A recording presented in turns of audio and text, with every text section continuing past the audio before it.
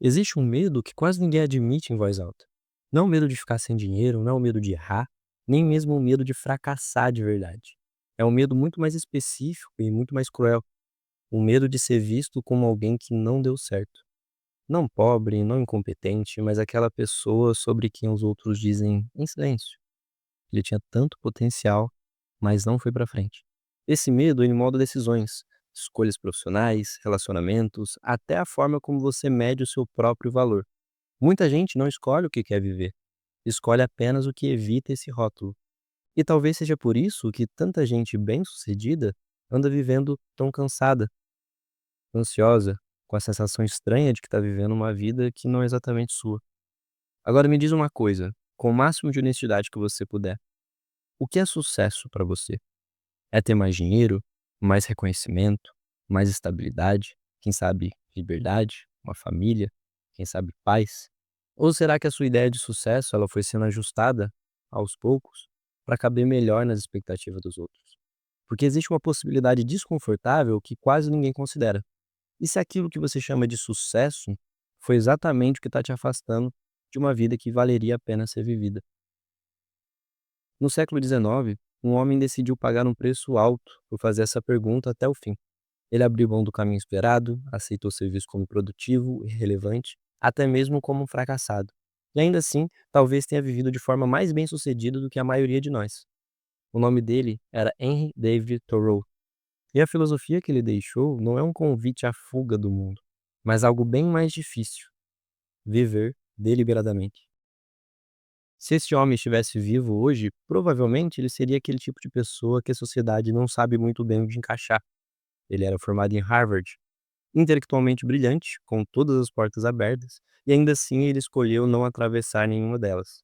Aos olhos do mundo da época, isso é muito importante, ele fracassou. Ele não construiu uma grande carreira, não acumulou riqueza, não buscou prestígio social, nem tentou se destacar no mercado. Pelo contrário, ele se afastou, e foi exatamente isso que fez muita gente olhar para ele com desdém, como alguém que desperdiçou o próprio potencial. Mas aqui está o ponto que quase sempre passa despercebido. Ele não estava tentando vencer o mesmo jogo que todo mundo. Enquanto a maioria das pessoas se perguntava: como eu posso ganhar mais? Como eu posso ser visto? Como eu posso subir na minha carreira? Ele fazia outra pergunta bem mais perigosa: de que forma eu quero viver? Para esse filósofo, o sucesso não era chegar a algum lugar específico, era não se afastar de si mesmo no caminho. Ele acreditava que uma vida só pode ser considerada bem-sucedida quando ela é vivida de forma consciente e intencional, e não por inércia, medo ou pressão social. É por isso que ele escreve que foi para a floresta, não para fugir da vida, mas para não descobrir que no final dela ele nunca tinha vivido de verdade. E aqui vem uma parte que incomoda. Na lógica dele, uma pessoa pode muito bem ganhar dinheiro, status, reconhecimento e ainda assim fracassar. Fracassar não por falta de conquistas, mas por nunca ter parado para escolher por que estava conquistando tudo aquilo. Por outro lado, alguém pode levar uma vida simples, discreta, quase invisível e ser profundamente bem-sucedida, se essa vida for uma expressão fiel do que ela acredita. É por isso que ele aceitava sem resistência ser visto como alguém que não deu certo, porque para ele o verdadeiro fracasso era viver uma vida inteira tentando agradar critérios que você nunca escolheu conscientemente.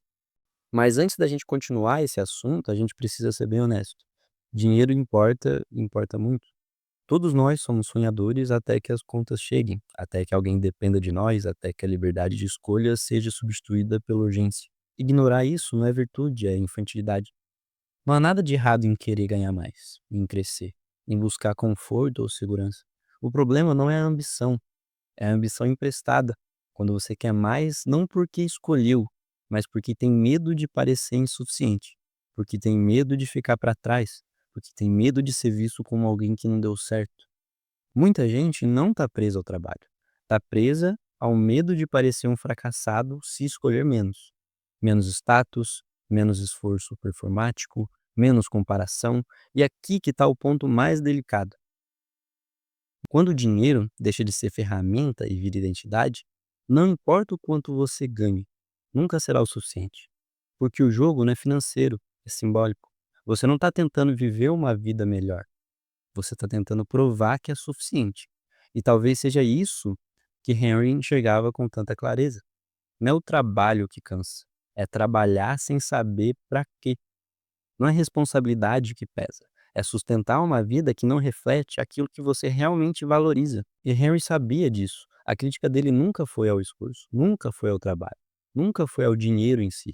A crítica dele era ao esforço automático, a vida vivida no modo padrão, sem questionamento, sem escolha consciente.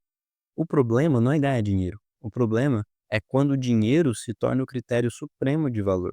Quando ele passa a decidir o que você aceita, o que você tolera, quem você se torna, sem que você perceba. Henry não começou como um sábio isolado do mundo. Ele nasceu numa família comum, estudou em Harvard, era inteligente, articulado, respeitado. Ou seja, ele tinha tudo para seguir o caminho que a sociedade considerava correto: carreira, prestígio, ascensão, mas desde cedo Thoreau ele se sentia deslocado, não por incapacidade, mas por incongruência. Ele percebia algo que a maioria ignorava por décadas. As pessoas não estavam escolhendo como viver, estavam apenas reagindo. Trabalhavam porque era o esperado, consumiam porque era o normal, corriam porque todo mundo estava correndo. Foi nesse período que ele se aproxima de uma ideia bem simples, mas perigosa, de que a verdade de uma vida não se mede pela aprovação externa. Aos 27 anos, Thoreau ele toma uma decisão que para muitos soa absurda. Ele muda para uma pequena cabana, às margens do Lago Alden, um terreno emprestado. Nada de conforto excessivo, nada de luxo, nada de plateia. Ele reduz suas posses ao mínimo, trabalha apenas o necessário para se manter e dedica o resto do tempo a observar, escrever, pensar.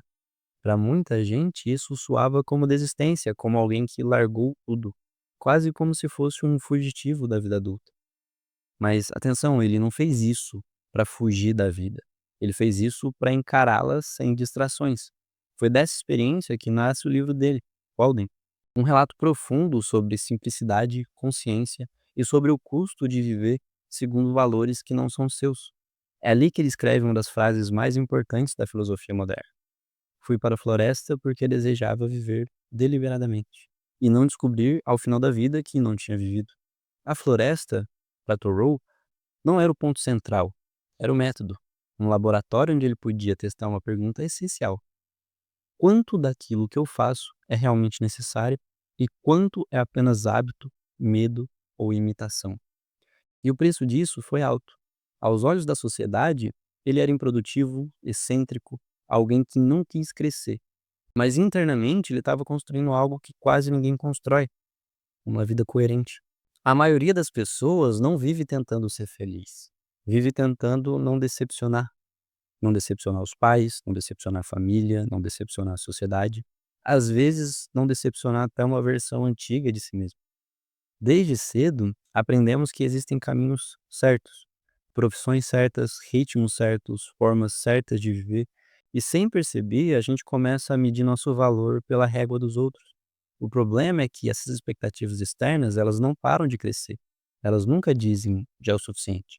Sempre falta algo, sempre dá para ir um pouco mais além, sempre tem alguém fazendo mais. E nessa corrida, algo vai ficando para trás. A capacidade de escutar a si mesmo. Muita gente chega à vida adulta sem nunca ter parado para se perguntar, de verdade, o que me move? O que eu valorizo? Que tipo de vida faz mais sentido para mim e não para os outros? O mais irônico é que isso raramente acontece por maldade. A pressão não vem sempre de fora, ela se instala dentro. Você começa a se cobrar antes que cobrem você, a se comparar antes que te comparem, a se justificar antes mesmo de alguém perguntar do porquê você ter feito aquilo. E aos poucos, viver se torna uma performance, uma tentativa constante de provar que você está indo bem, mesmo quando por dentro algo parece profundamente desalinhado. É aqui que a filosofia de Thoreau volta a fazer sentido. Não como convite à simplicidade extrema, mas como um alerta. Se você não escolher conscientemente como quer viver, vai acabar vivendo para sustentar as expectativas que nunca foram suas.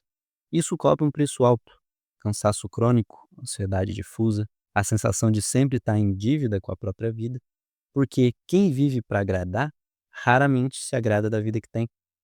Talvez o verdadeiro fracasso não seja ganhar pouco, nem errar, nem mudar de caminho.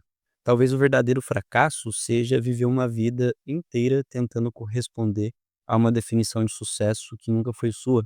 Henry não é um modelo a ser copiado. Você não precisa morar numa cabana, nem abandonar responsabilidades, nem virar alguém fora do sistema.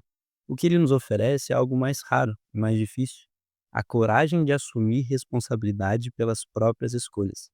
Isso inclui aceitar que nem toda parte da vida será prazerosa. Algumas obrigações são inevitáveis, e nem sempre você vai poder fazer o que você quer. Mas também inclui algo que quase ninguém faz: questionar até onde vale a pena sacrificar tempo, saúde e sentido apenas para não decepcionar expectativas alheias.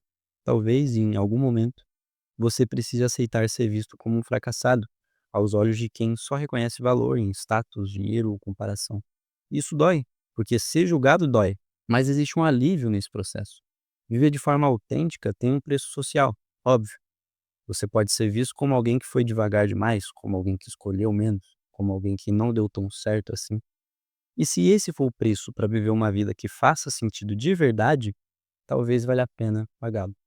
Quando você para de viver para impressionar, sobra energia para viver de forma mais honesta.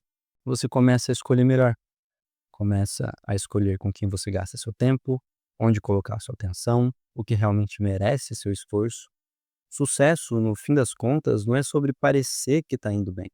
É sobre conseguir olhar para a sua vida sem a sensação constante de que algo essencial ficou para trás.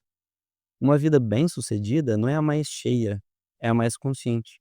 E talvez, e só talvez, ter sucesso sendo um fracassado seja simplesmente isso: viver de um jeito que faça sentido para você, mesmo que o mundo não te aplauda. Porque, no final das contas, é você e só você quem precisa se agradar da vida que tem.